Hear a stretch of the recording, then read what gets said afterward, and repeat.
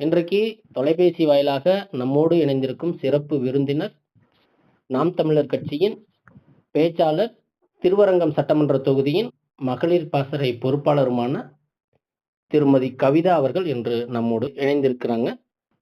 அக்கா வணக்கம், நல்லா இருக்கீங்களா? அண்ணே வணக்கம், நலமா இருக்கேன். நலமா இருக்கீங்களா? நலம்க்கா. இப்ப தற்போது மதுவுக்கு எதிராக விடுதலை சிறுத்தைகளின் கட்சியின் தலைவர் அண்ணன் திருமாவளவன் அவர்கள் ஒரு மிகப்பெரிய ஒரு மாநாட ஏற்பாடு பண்ணியிருக்காங்க அக்டோபர் 2ஆம் தேதி அன்று. அதற்கு ஒரு பத்திரிகையாளர் சந்திப்புல எல்லா கட்சிகளுக்கும் அழைப்பு கொடுக்கறாங்க. அதுபோல பாட்டாளி மக்கள் கட்சிக்கு அழைப்பு கொடுக்க முடியாது அப்படின்னு சொல்லும்போது அந்த கட்சியை ஒரு சாதிய கட்சியாக அண்ணன் திருமாவளவன் அவர்கள் அடையாளப்படுத்துறாங்க. இதை நீங்க எப்படிங்கக்கா பாக்குறீங்க?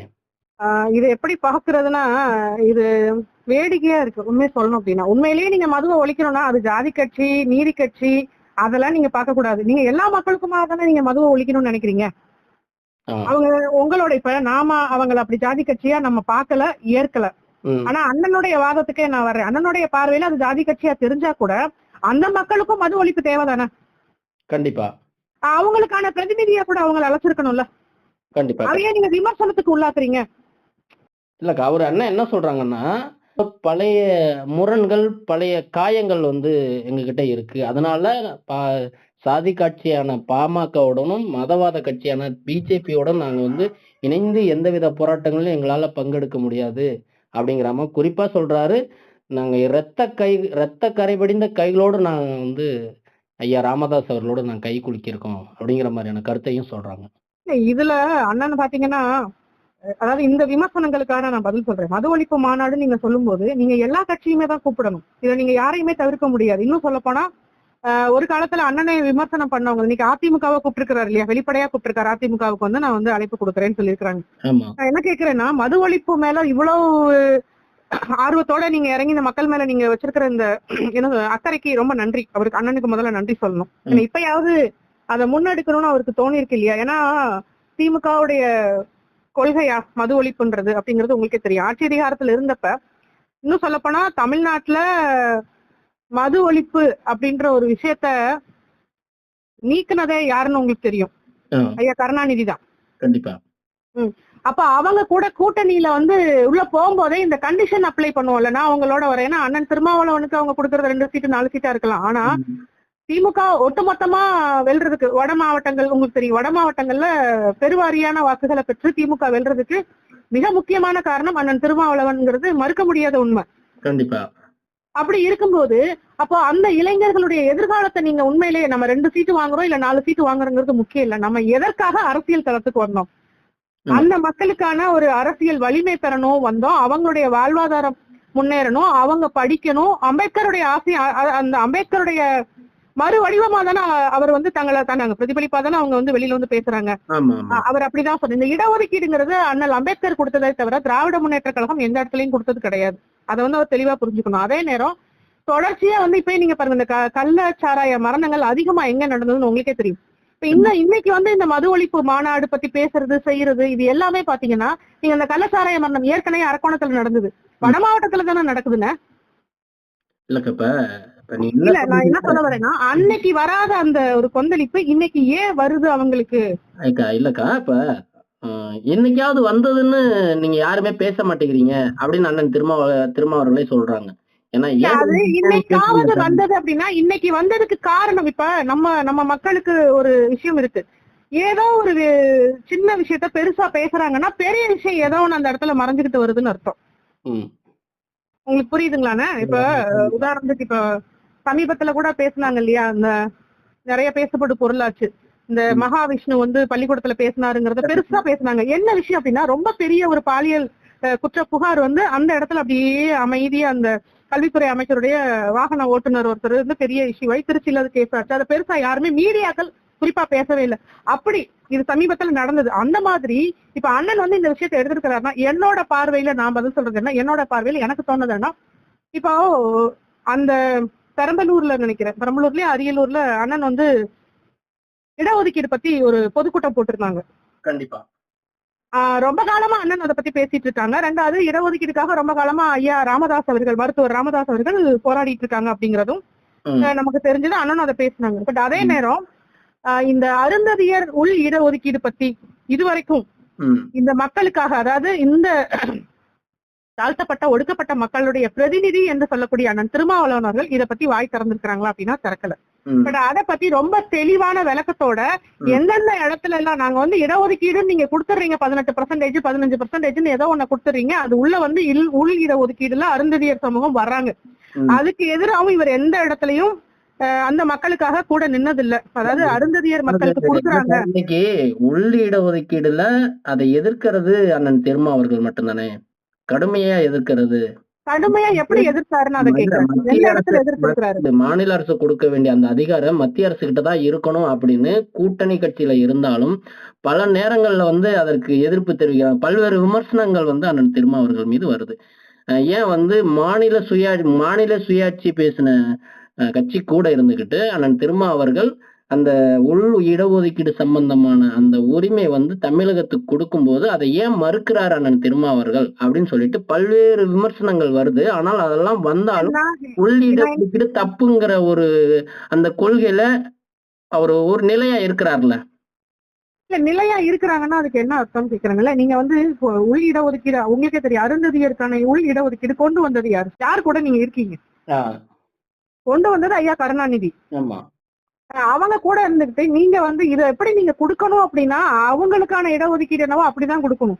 நீங்க இங்க உள்ள மக்களுக்கான பிரதிநிதித்துவம் உள்ள அந்த பிரதிநிதித்துவத்துக்குள்ள போய் நீங்க உள் இடஒதுக்கீடு நீங்க வாங்கின மாதிரி பிற மாநிலங்கள்ல நம்ம மக்களுக்கு இருக்கா அந்த மாதிரி? அந்த நீங்க மத்திய அரசனே வச்சுக்கோங்களேன், அதையே நீங்க காட்டினாலும் எங்க காட்டினாலும் கேள்வி நீங்க இப்படி தானே கேட்டிருக்கணும். அப்படி இல்லைன்னா அந்த உரிமையை பெற்று தருவதற்கு நீங்க கூட்டணியில் இருக்கக்கூடிய திராவிட முன்னேற்ற கழகம் உங்களுக்கு எந்த அளவுக்கு உறுதுணையா இருப்பாங்க சொல்லுங்க. கொண்டு வந்து அவங்க எந்த அளவுக்கு உறுதுணையா இருப்பாங்க, அதுல நீங்க ஸ்ட்ராங்கா இருந்திருக்கணும் இல்லையா? அந்த இடத்துல இல்ல, நீங்க கண்டிஷன் அப்ளை பண்ணணும்னா எப்படி பண்ணணும்? நாங்க கூட்டணியில இருக்கோம், எங்களுடைய வாக்கு வங்கிங்கிறது இந்த அளவுக்கு இருக்கு, அப்ப நாங்க வந்து உங்களோட நிக்கணும் அப்படின்னா எங்களுக்கான சீட்டு மட்டும் முக்கியம் இல்ல, நான் என்ன காரணத்துக்காக சீட்டு ஜெயிச்சு நான் சட்டமன்றத்துக்கோ நாடாளுமன்றத்துக்கோ போறேன் அப்படின்னா என் மக்களுக்கான இடஒதுக்கீடு அவங்களுக்கான பாதுகாப்புங்கிறது ரொம்ப ரொம்ப முக்கியம் இல்லையா? அப்ப அந்த இடத்துல அவர் ஸ்ட்ராங்கா பேசிக்கணும். அப்படி இல்லைன்னா கூட்டணியை உடைச்சிட்டு வெளியில வந்திருக்கணும். இந்த சீட்டு எனக்கு முக்கியம் இல்லைங்க. நீங்க சொல்ற இந்த வார்த்தை தான் அவர் சொல்றாரு. பிற கட்சிகளுக்கெல்லாம் இந்த திமுக கூட்டணியை எந்த வகையிலாவது உடைத்து விட வேண்டும் அப்படிங்கிற சிந்தனையில தான் இருக்காங்க. அதனாலதான் காழ்ப்புணர்ச்சி காரணமா இப்படி என் மீது பல்வேறு குற்றச்சாட்டுகள் வைக்கிறாங்க அப்படின்னு சொல்றாங்க. இதையே மது ஒழிப்பு சம்பந்தமா பேசும்போது மது ஒழிப்புனா அது மாநில அரசின் அதிகாரத்துக்கு உட்பட்டது. ஆனா அண்ணன் அவர்கள் நான் வந்து இதை வந்து தேசிய அளவுல இதை செயல்படுத்தணுங்கிறாங்க. இது ஒரு நல்ல நோக்கம் தானக்கா. அந்த இடத்துல நீங்க எங்க உள்நோக்கம் கற்பிக்கிறீங்க? இல்ல, இது தேசிய அளவுல உள்நோக்கம் அப்படி நான் சொல்ல வரல. இப்ப நான் அவரை குற்றப்படுத்தணுங்கிறது கூட எனக்கு வந்து குற்றப்படுத்தி பேசுறதுக்காகவும் நான் பேசல. காரணம் என்னன்னா அண்ணன் வந்து வலிமையானவர். வருத்தமான விஷயம்னா அவரோட வலிமையை அவர் தெரிஞ்சுக்கலைங்கிறது தான் வருத்தமா இருக்கு. அப்படின்னா நீங்க உண்மையிலேயே வலிமையானவர், நீங்க போய் திமுக கூட்டணியில இருக்கணும்னு இல்ல, உங்களை நம்பி இருக்கிற மக்கள் உங்களுக்காக எப்பவுமே உங்க கூடவே இருப்பாங்க. இது ரெண்டாவது என்னன்னா மதுவை ஒழிக்கணும் அப்படின்னு சொல்லிட்டு உண்மையிலேயே ஆரம்ப காலத்துல இருந்து இருக்கிறது வந்து தமிழ் தேசிய கட்சியா அண்ணன் வந்து களத்துல நிக்கிற காலத்துல இருந்து நம்ம வந்து ரொம்ப காலமா இந்த டாஸ்மாக ஒழிக்கணும் அப்படின்னு தான் நம்ம சொல்லிட்டு இருக்கோம். அப்ப நீங்க சமீபத்துல பாத்திருப்பீங்க அண்ணன் கொடுத்த எல்லா பத்திரிகை அவருடைய நேர்காணல் எல்லாத்துலயுமே நாம் தமிழர் கட்சியை தொடர்ச்சியா புறக்கணிச்சுட்டு வர்றாரு. அதை தாண்டி இன்னொரு விஷயம் என்னன்னா நீங்க எங்கெல்லாம் யாரெல்லாம் விமர்சனப்படுத்தணுமோ அவங்களை எல்லாம் நீங்க தலையில வச்சு கொண்டாடிட்டு இப்ப சமீபத்துல அவர் மேல பெரிய மரியாதை இருந்தது. ஒரு பெண் வழக்கறிஞங்க பிறந்த நாள் மேடையில அவங்கள பேச வச்சு அண்ணன் சீமான் அவர்களை வந்து தரக்குறைவா விமர்சிக்க வச்சு ஐயா ராமதாஸ் அவர்களை அந்த அவங்களுடைய கட்சியை விமர்சிச்சு பாத்தீங்கன்னா ஒரு பிறந்த நாள் மேடையில உங்களை வாழ்த்தட்டும், உங்களை பத்தி பெருமையா பேசுங்க, உங்க கட்சியை பத்தி பேசுங்க, இதுதானே நடக்கணும். நீங்க யாரோ அந்த மேடையை போட்டு கொடுத்து யாரோ ஒருத்தர் வசைப்பாடுறதுக்கு அந்த மேடை இருக்கு, அது அண்ணன் வந்து கைதட்டி ரசிச்சுட்டு உட்கார்ந்து இருந்தாங்க. அப்ப என்ன மாதிரி மனநிலை உங்க இருக்கு? நீங்க உண்மையிலேயே மது ஒழிக்கணும் காலகாலமா தமிழர்களுக்கான அரசியல்களை களத்துல உங்க அண்ணன் அவர் எப்பவுமே அண்ணனாதான் பாக்குறேன். இது வரைக்கும் வந்து நாம் தமிழர் கட்சி பிள்ளைகளை வந்து அண்ணன் திருமாவளவன் அவர்களை சமூக வலைதளங்களை எழுதினாலும் செஞ்சாலும் அவ்வளவு விமர்சனம் பண்ணக்கூடிய அண்ணன் இன்னைக்கு வந்து கைதட்டி அவரை பேசும்போது சிரிக்கிறதுங்கிறது ரொம்ப கஷ்டமா இருந்தது. அதே மாதிரி தொடர்ச்சியா பாத்தீங்கன்னா அண்ணன் வந்து நாம் தமிழர் கட்சி நம்மளுடைய கருத்துக்களை வந்து தொடர்ந்து புறக்கணிச்சுட்டு வர்றதுக்கு காரணம் நான் இப்ப இது இவ்வளவு விளக்கமா நான் சொல்றதுக்கு காரணம் என்னன்னா இந்த இடஒதுக்கீட்டு பிரச்சனையை மிகப்பெரிய அளவுல அண்ணன் திருமாவளவன் வந்து பேசியிருக்கலாம், செஞ்சிருக்கலாம். ஆனா அவர் வந்து என்னன்னா அவர் செயல்படுத்துற இடத்துல இருக்கிறார். இப்ப நம்ம வந்து அதிகார வலிமையற்றவர்கள், நம்ம தான் பேசணும், வலியுறுத்தணும், கண்டன அறிக்கை கொடுக்குற இடத்துலதான் நாம இருக்கிறோம். அண்ணன் அப்படி இல்ல. அண்ணன் வந்து நாடாளுமன்றத்துல இருக்கிறாங்க, இங்க ஆளும் திமுக கூட்டணியில இருக்கிறாங்க. அவங்க நினைச்சா கூட்டணியில இருக்கிறதுக்கு காரணமே என்னன்னா நமக்கு என்ன தேவையோ அதை செயல்படுத்துறதான கூட்டணியுடைய நோக்கம் என்ன? இல்ல அண்ணன் இல்ல ஒரு நிமிஷம்க்கா. அண்ணனோட இந்த பிறந்த நாள் விழாவுல ஒரு பெண்மணி வந்து ஒரு கவிதை வாசிக்கிறாங்க. ஆனா அதே நேரத்துல சீமான் அவர்கள் மீது தனிப்பட்ட ஒரு பெண்ணை வைத்து ஒரு தாக்குதல் நடத்தும் போது அதை பகிரங்கமாவே திருமாவளவன் அவர்கள் வந்து நீங்க ஒருவரின் தனிப்பட்ட வாழ்க்கையை பத்தி நீங்க பேசக்கூடாதுன்னு தன்னோட கட்சி தொண்டர்களுக்கு அறிவுறுத்திருந்தாங்களா? நம்ம அதெல்லாமே நம்ம கணக்குல பார்க்கணும் தானேக்கா? இல்ல, நீங்க மேடையில பேசும்போது கை தட்டினது நீங்க எந்த கணக்குல பாப்பீங்க? அந்த இடத்துலயே நீங்க கண்டிச்சிருக்கணும் அப்படின்னு சொல்ல வரீங்களா? அந்த இடத்துல இல்ல, நீங்க இடம் கொடுக்காம அவங்க எப்படிங்க பேசுவாங்க? நான் கேக்குறேன், இது அண்ணன் திருமாவளவனுடைய மேடை. இங்க வந்து இப்ப அண்ணன் சொல்றாரு இல்லையா, நம்ம எங்கேயோ ஒரு இடத்துல உட்காந்து சமூக வலைதளங்கள்ல நாம் தமிழர் கட்சியோட யூடியூபர்ஸோ யாரோ ஒருத்தர் பேசிடுறாங்கன்னா அண்ணன் நம்மளுடைய மேடையில பொது வெளியில வச்சு நம்மள திட்டுறாங்களா இல்லையா? ஆமா. எங்க அண்ணனை விமர்சிக்கிறதுக்கு நான் கட்சி தொடங்கல அப்படின்னு வெளிப்படையா பேசுற மாதிரி அண்ணன் திருமாவளவன் அவர்களை தமிழ் தேசியத்துக்காக ஒரு கட்சி வளருதுன்னா அது ஆரோக்கியமான விஷயம். அத நீ ஏன் விமர்சனம் பண்ணணும்? உங்களுடைய கட்சிகள், கொள்கைகள், கோட்பாடுகள், செயல்பாடுகளை நீங்க பேசினா கூட நீங்க ஓகே. இப்ப நாம் தமிழர் கட்சியோட செயல்பாடுகளை அப்படின்றது கட்சி அப்படின்றப்ப பொது தளத்துல விமர்சனங்களை சந்திக்கிறோம் அப்படிங்கறத நம்ம ஏத்துக்கலாம். ஆனா ஒரு தனிப்பட்ட மனிதனுடைய வந்து தனி மனித விமர்சனத்தை வந்து உங்களுடைய பொது மேடையில வைக்கும் போது அதை நீங்க பார்க்கும்போது உங்களுடைய தலைமைத்துவமே கேள்விக்குறியாக்கிட்டாங்கல்ல. அதுக்கு எப்படி நீங்க இடம் கொடுக்குறீங்க? அப்ப என்ன அர்த்தம்னா உங்களுடைய நாலேஜ் இல்லாம ஒருத்தர் வந்து உங்க மேடையில பேச முடியாது. அப்ப உங்களுடைய அனுமதி இல்லாம இதையும் இப்படி எல்லாம் பேசுறதுக்கு அண்ணன் திருமா வந்து ஒரு நாள் சம்மதிக்க மாட்டான்ற என்ன அவங்களுக்குள்ள இல்லை, இவங்க மேடையில என்ன வேணாலும் பேசலாம் அப்படின்னு அர்த்தமா? எப்படி எடுத்துக்கிறது இதை? இல்லைங்க, அப்ப பொதுவா தமிழ் குடிகளோட ஒற்றுமையை ஏற்படுத்தணும். அப்பனாதான் இந்த தமிழ் தேசியம் நம்மளால மலர செய்ய முடியும். அது சரிதானேக்கா? அது 100% உண்மை. அப்ப அந்த விஷயத்துல அண்ணன் திருமாவளவன் அவர்கள் சரியான ஒரு முடிவை எடுக்கலையோ? பாட்டாளி மக்கள் கட்சி ஐயா ராமதாஸ் அவர்களை வந்து ஒரு சாதிய கட்சியாக அடையாளப்படுத்துறாரு. பிற கட்சிகளோடு அண்ணன் திருமா அவர்கள் முரண்படுறாங்க. ஆனால் கூட்டணி அப்படிங்கிற வரும்போது திராவிட கட்சி பக்கம் ஒதுங்குறாங்க. ஆனா அதே நேரத்துல அண்ணன் சீமான் அவர்கள் வந்து என்றைக்கும் அண்ணன் திருமாவா இருக்கட்டும், ஐயா ராமதாஸாக இருக்கட்டும், இவர்கள்லாம் நம் நேச சக்தி, நம்ம நட்பு சக்தி, நமது உறவுகள் அப்படின்னு இன்னைக்கும் நாம் தமிழர் கட்சியில பயணிக்கக்கூடிய அந்த தம்பி தங்கைகள்கிட்ட நாம பேசும்போது அதிகபட்சமா திருமாவளவனையோ ராமதாஸையோ அதாவது ஒரு காலத்துல வேணுமா எதிர் சக்தியா ஒரு சாதிய கட்சியா புரிஞ்சு வச்சிருக்கலாம். ஆனால் இன்னைக்கு அந்த சீமான் அவர்கள் வந்து இந்த மாதிரியான சில புரிதலை ஏற்படுத்தினதுக்கு பிறகு அனைவரும் திருமாவளவனையா ஐயா ராமதாஸ் அவர்களையும் நேச சக்தியா தான் பாக்குறாங்க. அது களத்துல நல்லாவே தெரியுது. ஆனால் இந்த ஒரு ஒருமைப்பாடை வந்து திருமாவளவன் அவர்கள் வந்து ஏற்படுத்த தயங்குறாரா, இல்ல அவருக்கு எங்க சிக்கல் வருது? இது மாதிரி எங்க சிக்கல்னா, அதாவது நீங்க திராவிடத்தோடைய ஒரு இன்னொரு முகமாவே மாறிக்கிட்டு வரீங்களோ? அதாவது தனித்த ஒரு தமிழ் தேசிய கட்சியாக தொடங்கப்பட்டிருக்கலாம் விடுதலை சிறுத்தைகள் கட்சிகள். நீங்க முன்னாடி பாத்தீங்கன்னா அண்ணன் திருமாவளவன் பேசும்போது இதே முன்னாடி நடந்த தேர்தல்ல அவர் வந்து ஒரு மேடையில பேசுறாரு, இந்த அதிமுக திமுக ரெண்டுமே வந்து கட்டு விரியனும் கண்ணாடி விரியனும் மாதிரி, இந்த ரெண்டையும் ஒழிக்காம இங்க வந்து எதுவுமே நடக்காது. 2 சீட்டுக்கு போய் இவங்க கிட்ட எவ்வளவோ கஷ்டப்படணும், எவ்வளவு அந்த போராட்டங்களை அவர் சொல்றாரு, அந்த சீட்டு வாங்குறதுக்கான போராட்டங்களை அவர் நிறைய பேசியிருக்கிறாரு. அப்ப இவ்வளவு கஷ்டப்பட்டு அந்த 2 சீட்டு ஜெயிச்சு அந்த இடத்துல போய் மதுவை ஒழிக்க முடியல, சரி. உங்களுடைய கட்சி கூடயே உங்களால ஏற்ற முடியல, சரி. அப்ப இது எதுவுமே நடக்காதுன்னு தெரிஞ்சு அந்த கூட்டணியில போய் அந்த 2 சீட்டை ஜெயிச்சு நீங்க என்னத்த சாதிக்க போறீங்க சொல்லுங்க. 2வது விஷயம், நீங்க பாட்டாளி மக்கள் கட்சியை ஜாதிய கட்சியா பாக்குறீங்க. இப்ப நாம் தமிழர் கட்சி அப்படிங்கிறது நேச சக்தியா பாக்குறோம். என்ன காரணம்னா எங்களுக்கு தெளிவு இருக்கு. நாங்க நாம் தமிழர் கட்சிங்கிறது தமிழர்களுக்கான கட்சி. எங்கள்ல வந்து வன்னியர் என்ற பாகுபாடும் கிடையாது, பறையர் என்ற பாகுபாடும் கிடையாது, தேவர் பாகுபாடும் கிடையாது, தேவேந்திரர் பாகுபாடும் கிடையாது. அனைத்து சமூகமும் ஒண்ணுதான். நம்மளுடைய அதாவது இந்த குடிப்பெயர்கள்ங்கிறது நம்ம அன்னைக்கு என்ன வேலை செஞ்சோமோ அதனுடைய அடிப்படையில வச்சுட்டோம். மற்றபடி தமிழர்களுக்குள்ள எந்த பாகுபாடும் கிடையாதுங்கிற அந்த ஓர்மைப்பாட அண்ணன் வந்து வலியுறுத்தும் போது நாம யாரையும் ஜாதி கட்சியா பார்க்க வேண்டிய அவசியம் நமக்கு கிடையாது. அதே நேரம் நீங்க வந்து ஒரு ஒருமைப்பாடை கொண்டு வந்து இங்க ஏதோ ஒரு விஷயத்த தமிழ்நாட்டுல சாதிக்கணும் அப்படின்னா நீங்க போய் ஒருத்தரை நேச சக்தியா அணுகணுமா, இல்ல எடுத்தடுப்புலயே அவங்கள வந்து சீண்டி பாக்குற மாதிரி உங்க மேடையிலேயே ஒரு பெண்ணை வச்சு அவங்க கட்சியை நீங்க பேசுனீங்கன்னா அவங்க உங்களை விமர்சிப்பாங்களா? வாங்க கை குலுக்கிக்கலாம் அப்படின்னு கேட்பாங்களா? நீங்களே சொல்லுங்க. கண்டிப்பா. அப்ப நீங்க நீங்களே சீண்டுவீங்க, நீங்களே தூண்டுவீங்க, நீங்களே பேசுவீங்க, அதுக்கப்புறம் நீங்களே வந்து அவரை எங்களை வந்து விமர்சிக்கிறார் அப்படின்னா நீங்க உண்மையிலேயே ஒரு ஒருமைப்பாடுன்னா அண்ணா வாங்க அவங்க வந்து இந்த ஜாதிக்காக அவங்க பிரதிநிதித்துவத்தை கொடுத்திருந்தாலும் ஓகே. கொங்கு ஈஸ்வரன் அது மாதிரியே விமர்சிக்க மாட்டேங்கிறாங்க. திமுக கூட்டணியில தானே இருக்கிறாங்க. கொங்கு நாடு கட்சியில ஒருத்தர் வந்து இந்த இடையில கூட சீட்டு கொடுத்தாங்க இல்லையா இந்த முறை நாடாளுமன்ற கட்சிக்கு ஒரு சர்ச்சைக்கு அதுக்கப்புறம் மாற்றப்பட்ட ஒரு சர்ச்சை வந்துச்சு இல்லையா, அந்த இடத்துல அண்ணன் திருமாவளவனுடைய கருத்து என்ன? அதுக்கு ஏதாவது பதில் இருக்கா அண்ணன்ட்ட? ஏன் பர்டிகுலரா? ஏன்னா உங்களுக்கு அந்த காம்படிஷன்ங்கிறது வட மாவட்டங்கள்ல போகுது. உங்க பிரச்சனை என்னவோ அதை நீங்க போக்கஸ் பண்றீங்க. அப்ப அவங்கள ஒரு ஜாதி கட்சியை காட்டினா நீங்க வந்து ஒரு என்ன சொல்றது மக்களுக்கான தலைவரா நீங்க காட்டிக்கணுங்க. முதல்ல நீங்க ஒரு மக்களுக்கான தலைவரா இருந்தா அந்த மக்களுக்கான ஓர்மைப்பாடை நீங்க வந்து தெளிவா புரிஞ்சுக்கணும். வெளியில இருந்து வந்து உங்க 2 பேரையும் அடிச்சு நான் வந்து அண்ணன் மேலே எனக்கு வருத்தம் கிடையாது. என்னன்னா உங்க 2 பேரும் நீங்க எதிர் சக்தியாவே காலம் பூரா நிப்பாட்டி வச்சுட்டு வட மாவட்டங்கள்ல குளிர்காயிறது இந்த திராவிட கட்சிகள். அந்த புரிதல் இவங்க 2 பேருக்கும் வந்துட்டாலே நமக்கு போதும். அந்த புரிதல் வந்து வரணும். அப்ப அதுக்கு தான் அண்ணன் வந்து ஒவ்வொரு வாட்டியும் பேசும்போதே அப்படின்னா ஒரு காலத்துல நம்மளும் இந்த ஜாதிய சிந்தனைகள் நம்ம எல்லாருக்குள்ள இருந்ததானே இன்னைக்கு எங்க போச்சுன்னே தெரியல. கண்டிப்பா கண்டிப்பா இந்த ஒரு எண்ணம் அண்ணன் திருமாவளவனுக்கும் ஐயா ராமதாஸுக்கும் இருக்கணுங்கிறது நம்மளுடைய எதிர்பார்ப்பு தான். எனக்கு தெரிஞ்சு என்னன்னா அண்ணன் வந்து ஜாதி கட்சின்னு அடையாளப்படுத்திருக்க கூடாது அப்படிங்கிறது என்னுடைய கருத்து.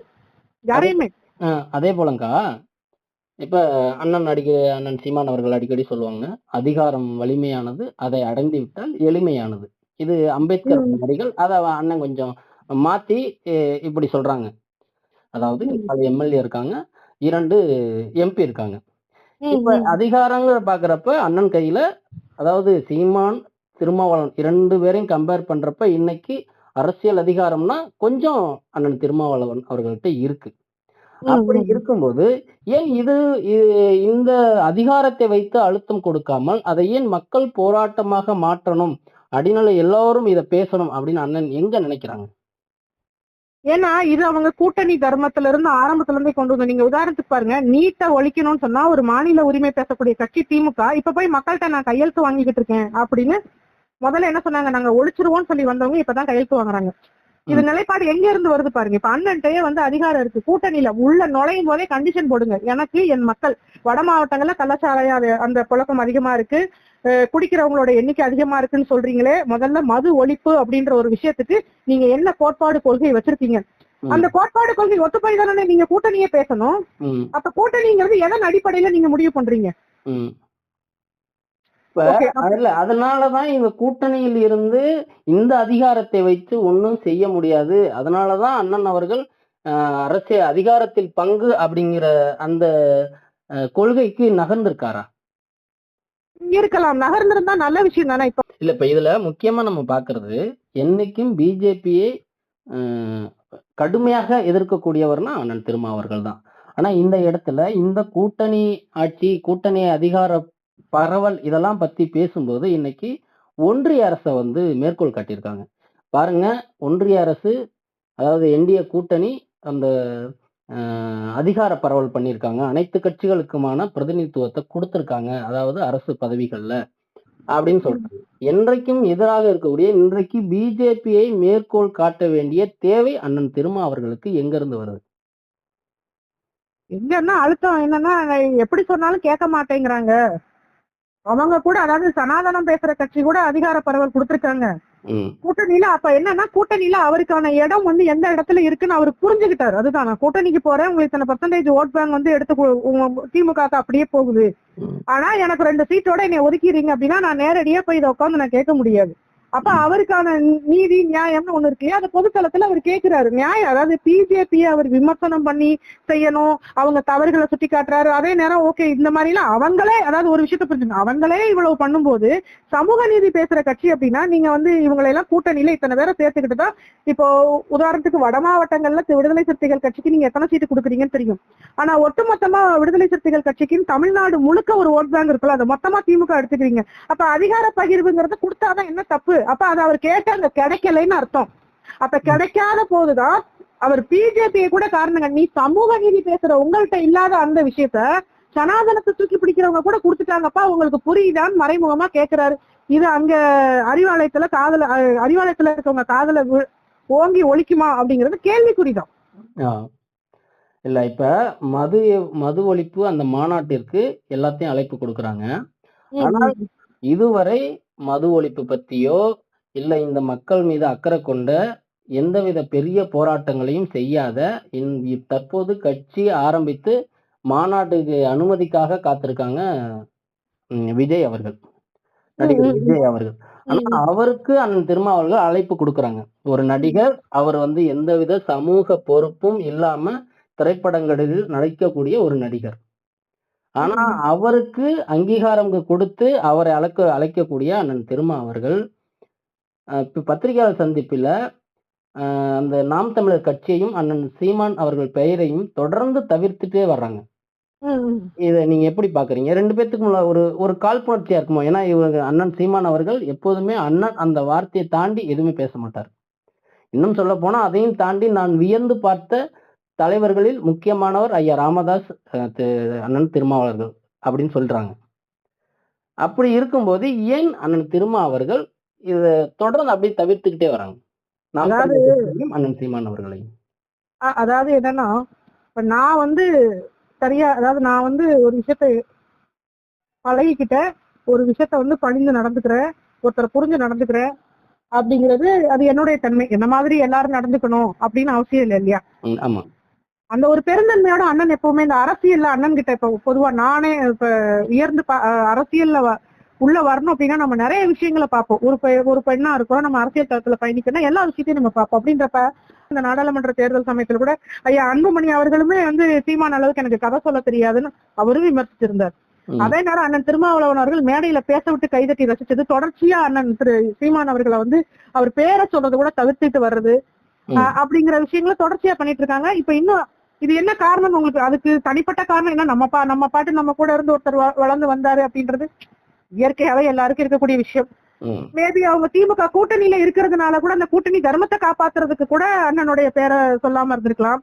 அதை தாண்டி புதிய கூட்டணியை உருவாக்குறதுக்கு இவனே இப்ப அதிமுகவை கூப்பிட்டுருக்காரு, விஜய கூப்பிடுறாரு. ஏன்னா புது கூட்டணி, ஏன்னா இந்த கூட்டம், ஏன்னா இங்க இருக்கிற இடத்துல இப்ப நான் ஒரு விஷயம் கேக்குறேன், நீங்க இல்லைனாலும் எனக்கு இன்னொரு ஆப்ஷன் இருக்கு அப்படிங்கறத இந்த இடத்துல நான் காட்டணும்னா, இப்ப புதுசா வர்ற ஒரு சக்தி வருது, அவங்க கூட நான் போய் சேர்றதுக்கு வாய்ப்பு இருக்கு, அதிமுக கூட போய் சேர்றதுக்கு வாய்ப்பு இருக்கு. எனக்கு இந்த சின்ன குழந்தைங்க சொல்லுவாங்க தெரியுமா, சரியா நான் இதை செய்யவா, இத பண்றியா செய்யவா, அந்த மாதிரி ஒரு நிலைப்பாடு எடுக்கிறாரோ அப்படிங்கறது இப்ப ஏன்னா விஜய்ங்கிறவர் களத்துக்கு வரல, வந்ததுக்கு அப்புறம் தான் அவருக்கு அதுதான் இப்ப கேள்வி ஆகுது. என்னன்னா இன்னும் களத்துக்கு வராத விஜய் அவர்களுக்கு இவ்வளவு முக்கியத்துவம் கொடுக்கும் அண்ணன் திருமா அவர்கள் களத்தில் கிட்டத்தட்ட 14 ஆண்டு காலமாக மது ஒழிப்பு உள்ளிட்ட பல்வேறு மக்களுக்கு எதிரான போராட்டங்களை செஞ்சு சிறை சென்று தனது கட்சியை வழிநடத்தி கொண்டிருக்க அவங்களுடைய அதாவது இப்ப மது ஒழிப்பு மாநாடு நீங்க சீமான், நீங்க இந்த அண்ணன் சீமான் அவர்கள் இல்ல ஐயா ராமதாஸ் இவங்களை எல்லாம் கூப்பிட்டீங்கன்னா நீங்க மாநாடு நடத்தியே ஆகணும். உங்களுக்கு புரியுதுங்களா? நீங்க மாநாடு நடத்தி ஆகணும். எல்லாம் நீங்க முக்கியமான ஆட்களுக்கு சொல்லிட்டீங்கன்னா அவங்க உங்களை கொஸ்டின் கேட்பாங்க, ஏன் நடத்தல, ஏன் ஆரம்பிச்சீங்களா, ஏன் விட்டுட்டீங்க. இப்ப இந்த மாதிரி ஆட்களை நீங்க சொல்லும் போது இவங்க நடக்கலன்னா உங்களுக்கு கேள்வி. ஏன்னா இது திமுக கிட்ட இங்க ஒரு போராட்டம் நடந்துகிட்டு இருக்கு. ஆல்ரெடி அதிகார பங்கீடு கேட்டுட்டாரு, கொடுப்பாங்களா மாட்டாங்களான்னு தெரியாது. மேபி அதிமுக கொடுப்பாங்கன்னு நினைச்சாங்க, அதுக்கும் ஐயா ஜெயக்குமார் அவர்கள் பதில் சொல்லிட்டாங்க. இப்ப என்னன்னா அந்த இப்ப என்ன ட்வீட் போட்டு டெலிட் பண்ணி அதுக்கு ஒரு பதில் சொல்லிட்டு இருக்காரு, அட்மின் போட்டாங்க, கிட்டத்தட்ட கெச்சராஜா லெவலுக்கு போயிட்டாங்க. ஆமா, சொல்ற மாதிரி சமூக வலைதளங்கள்ல ஒரு காலத்துல ஹெச்ராஜா அவர்கள் தான் இந்த அட்மின் பண்ணிட்டாருங்கிறது பெரிய அளவுல ட்ரோல் செய்யப்பட்டது, ட்ரெண்ட் செய்யப்பட்டாங்க. உங்களோட நாலேஜுக்கு வராம ஒரு விஷயம் நடக்குது, அட்மின் பண்றாங்க அப்படின்னா எந்த விஷயமும் இப்ப உங்க கண்ட்ரோல்ல இல்லையா? அதற்கான விளக்கத்தையும் அண்ணன் திருமா அவர்கள் சொல்லிட்டாங்க. என்னன்னா அதுல சில எழுத்து பிழைகள் இருந்துச்சு, அதை நீக்கிறதுக்காக நீக்கிட்டு அதை சரி பண்ணிட்டு திரும்ப போட்டாங்க. அப்ப என்கிட்ட அனுமதி கேட்டாங்க, நானும் போடுன்னு சொல்லிட்டாங்க.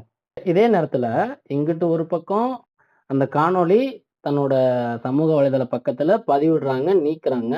அதே நேரத்துல மதுரையில அவர் அண்ணன் திருமா அவர்கள் கட்சி தொடங்கி முதலாக ஏற்றப்பட்ட அந்த கொடி கம்பம் அங்க காவல்துறையினால் அகற்றப்படுது.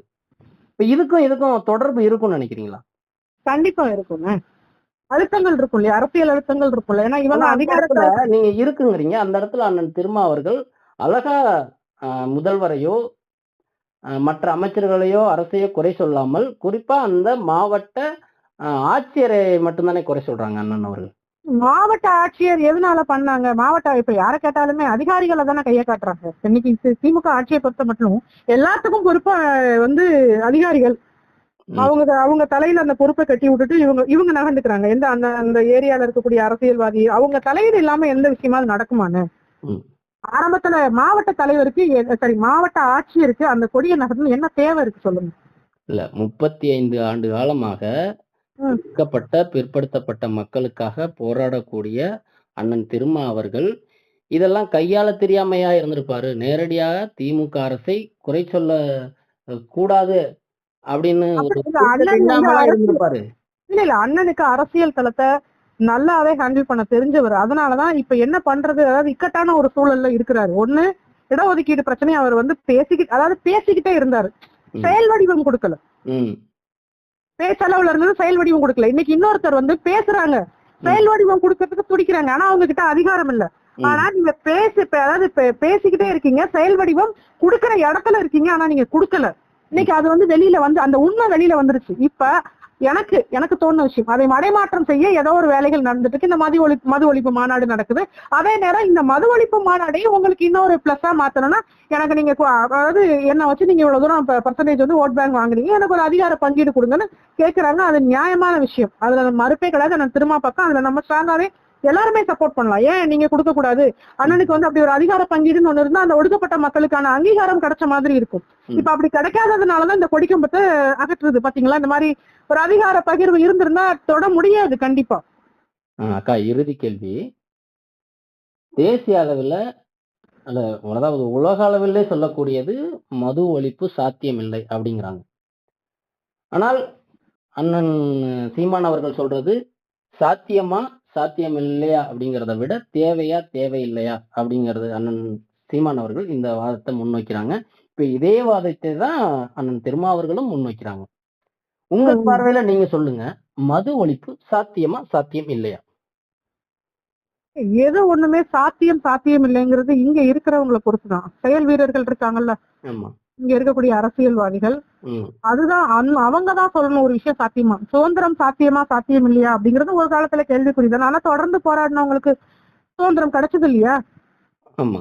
அந்த போராட்டத்துடைய வடிவங்களை மாத்திக்கிட்டே வரும். அதுக்கப்புறம் ஏதோ ஒரு கட்டத்துல இந்தியாவுக்கு சுதந்திரம் கொடுத்துட்டு போயிடுறாங்க. அப்போ ஒரு விஷயம் நமக்கு வேணும்னா நம்ம தொடர்ச்சியா போராடுறோம், அதை நமக்கு வந்து அடைய முடியுது. அப்ப அண்ணா சொன்ன விஷயம் தேவையா தேவை இல்லையா அப்படிங்கறத நம்ம முடிவு பண்ணிட்டு அதை நோக்கி நம்ம நகர்ந்துட்டே இருக்கோம். பல்வேறு வேலைப்பளுவுக்கு மத்தியில் துவாரகா வலைவலிக்காக உங்கள் கருத்துக்களை பகிர்ந்து கொண்டமைக்கு துவாரகா வலைவலியின் சார்பாக மனமார்ந்த நன்றிகள். வணக்கம். நன்றி அனைவருக்கும் நன்றி.